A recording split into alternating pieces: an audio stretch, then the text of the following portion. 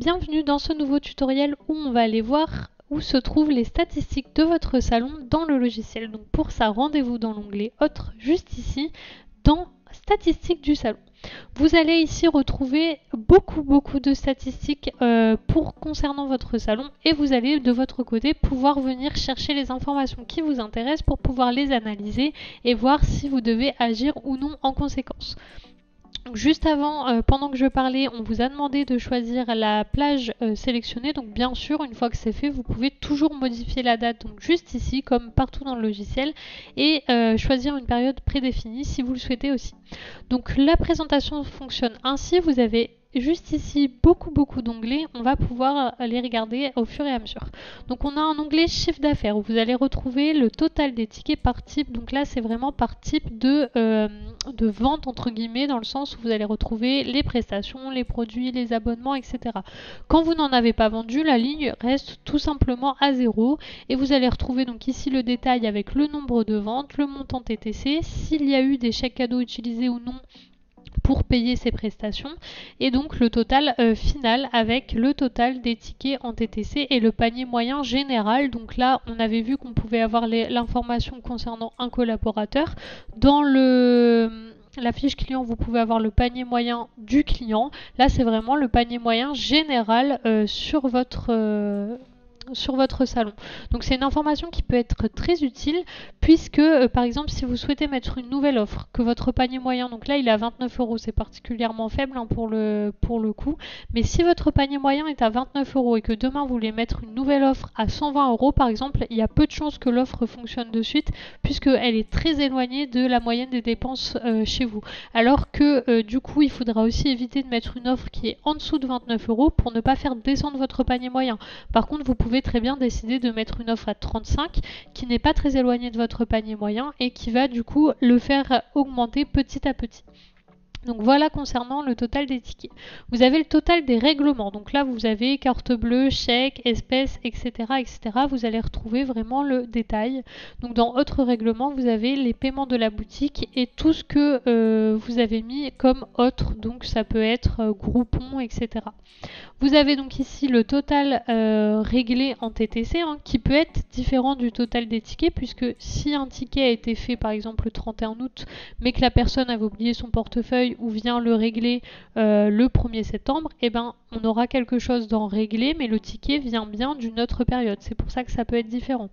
Vous avez le total des règlements qui ont été annulés. Si vous cliquez à chaque fois ici, vous retrouverez le détail de ce qui a été annulé donc, ou de l'onglet dont on est en train de parler. Le total des remboursements, toujours ici avec la petite flèche qui vous permet de voir le détail. Et la somme des bons d'achat utilisés dans ce cadre-là. Juste ici, vous allez retrouver le chiffre d'affaires réalisé par collaborateur. Donc du coup, vous allez retrouver le détail. Vous pouvez juste ici revenir sur les objectifs de vente dont on a parlé dans une précédente vidéo. Et juste en dessous, vous allez voir le chiffre d'affaires réalisé par cabine. Donc ça peut être utile aussi, par exemple, si vous songez à fermer une cabine ou quelque chose comme ça. Vous pouvez tout de suite voir s'il y a beaucoup de temps d'occupation et de chiffre d'affaires réalisé dans cette cabine. Ici, vous allez voir votre chiffre d'affaires par tranche horaire. Donc ça, c'est ultra important si un jour vous souhaitez modifier les horaires de votre salon. Par exemple, ici, on voit qu'à 16 h, il y a énormément de chiffre d'affaires réalisé sur le mois. C'est beaucoup plus. Il ne faut surtout pas fermer votre salon à cet horaire-là-ci.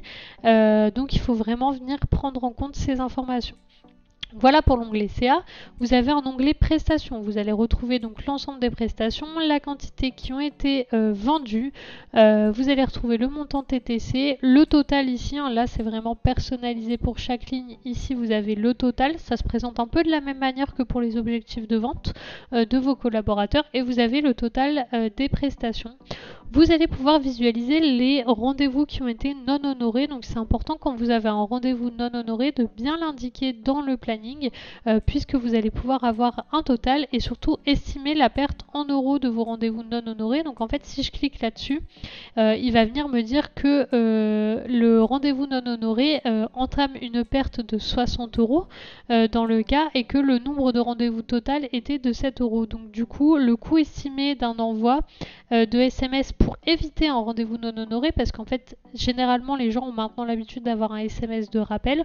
On vous dit qu'en gros ça vous aurait coûté 40 46 centimes d'envoyer un SMS à la personne et que vous avez perdu 60 euros. Donc après, c'est un gap à faire pour savoir est-ce que dans votre cas ça peut être rentable, est-ce que vous avez beaucoup de rendez-vous non honorés ou est-ce que vous avez peu de rendez-vous non honorés. Donc voilà ce qui se trouve juste ici. Ensuite, vous allez avoir juste à droite le graphique avec les prestations les plus réalisées. Alors ici c'est écrit 5 et on n'en voit que 2 puisque tout simplement je n'ai que 2 prestations dans mon logiciel de test. Vous allez pouvoir aussi visualiser la liste des rendez-vous de la période. Donc juste ici, je vois bien sur la période sélectionnée tous les rendez-vous qui ont été faits les uns à la suite des autres. On avait déjà vu cet affichage précédemment dans la formation. Au niveau des ventes, donc ça ressemble très fortement aux prestations. J'ai mon détail ici pour chaque produit, j'ai mon total des ventes, ici le total final global, un petit graphique, donc parfois si c'est des petits encarts c'est difficile à lire, mais en le survolant vous allez voir que vous avez une écriture assez claire. Vous allez pouvoir donc voir la liste des ventes pour la période, donc tout comme vous pouviez voir la liste des prestations avec vraiment le détail de chaque client, l'opérateur, etc. et le détail des marges. Donc là, c'est ce qui va vous permettre de voir si c'est rentable ou non. Vous voyez ici, vous avez une légende, marge négative, marge positive, marge supérieure au prix d'achat. Ensuite, vous avez les abonnements. Donc au niveau des abonnements, vous allez pouvoir voir les facturations d'abonnements et de cure et les abonnements de prestations. Donc là, à vous de voir ce qui apparaît. Moi, dans mon cas, on n'avait pas vendu dans le logiciel de test d'abonnement. Donc c'est pour ça que l'intégralité est vide, mais ça se présente tout comme les prestations et les ventes. On repassera rapidement dessus. La même chose pour les packs. Au niveau des chèques cadeaux, vous allez voir donc la facturation des chèques cadeaux en totalité. Donc là, vous aurez l'ensemble, mais aussi les chèques cadeaux restants à faire. Donc là, vous retrouverez le total des chèques cadeaux restants à faire. Les avances sur prestations pas utilisées, puisque en fait, en termes de logique comptable, les chèques cadeaux, les avances sur prestations, etc., ça se gère de la même manière. C'est pour ça que vous le voyez ici. Donc là, on voit les avances sur prestations. Les bons cadeaux, donc c'est la fidélité. Quand vous avez activé le fait d'envoyer un bon cadeau automatique à votre client, et les chèques cadeaux offerts qui n'ont pas été utilisés, vous retrouvez toutes les infos ici.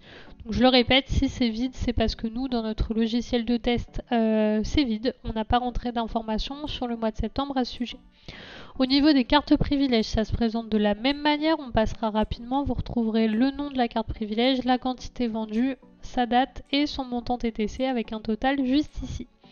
Vous allez retrouver donc les sorties de stock. Donc là, vous allez voir en fait tout simplement l'intégralité des produits qui ont été utilisés très clairement. Par exemple, on voit que dans la période sélectionnée, j'ai sorti 2 palettes et 2 shampoings. Et donc du coup, je vais pouvoir voir les produits les plus utilisés dans mon salon. Au niveau des clients, vous allez avoir la liste des clients qui sont venus le plus souvent, mais surtout qui ont dépensé en termes de chiffre d'affaires. Donc ici, on voit que ma cliente Léna est venue à dépenser 154,80 € chez nous et tout ça en 2 tickets.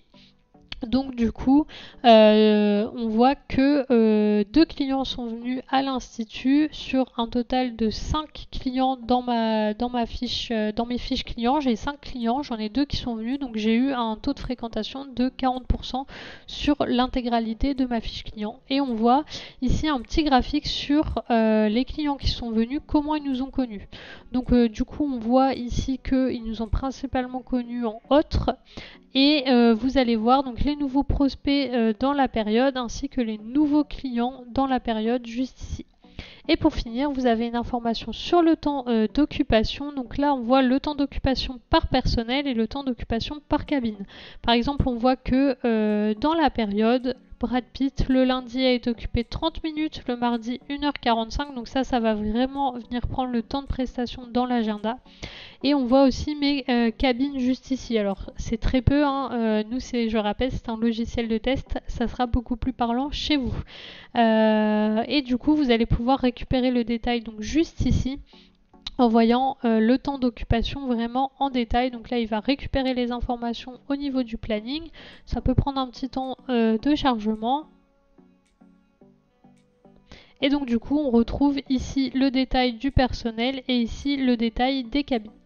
Voilà pour les statistiques de votre salon. Alors c'est très dense, il y a beaucoup d'informations. Il faut vraiment que vous veniez regarder ce qui peut vous intéresser de votre côté, ce qui peut être intéressant à savoir et à suivre pour pouvoir avoir une bonne analyse et une bonne gestion de votre salon. Donc n'hésitez pas à y jeter un œil, à regarder un peu comment ça se passe et faites-le si possible après un petit temps d'utilisation du logiciel, 2 semaines, 1 mois, pour que ce soit parlant pour vous. N'hésitez pas à consulter ce tutoriel une deuxième fois si vous en avez besoin ou à regarder le tutoriel écrit et on se retrouve dans la suite de la formation.